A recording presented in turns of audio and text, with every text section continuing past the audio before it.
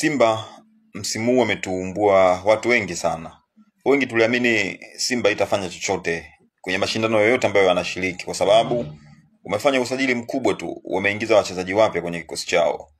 Lakini tunaona kesho wanacheza na Singida Black Stars. Simba hadi wakati huu wanawania ligi kuu ya NBC. Simba hadi wakati huu wanawania kombe la FA, ambapo msimu uliopita wakati kama huu ligi kuu walikuwa hawana uhakika wa kuchukua kombe la FA, wakati kama huu walikuwa hawana uhakika wa kuchukua. Ina maana walikuwa wameshatoka kwenye zile mbio za ubingwa. Kama hiyo haitoshi, nafasi ya pili kwenye ligi walikuwa hawana uhakika wa kukaa katika nafasi ya pili msimu uliopita ama msimu jana. Kwenye mchono wa kimataifa robo finali waliishia msimu uliopita. Msimu wamefika finali.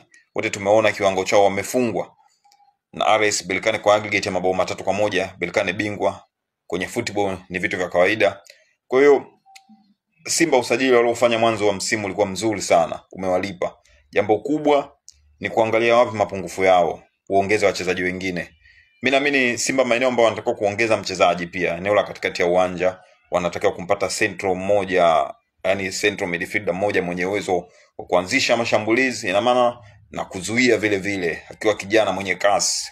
Wanataka kupata mshambuliaji mmoja mkali. Wakipata kiungo mshambuliaji mmoja mkali, Simba watakuwa hatari sana. Lakini kwa msimu huu Simba wamefanya kile ambacho watu wengi hatukutegemea, wamevuka malengo.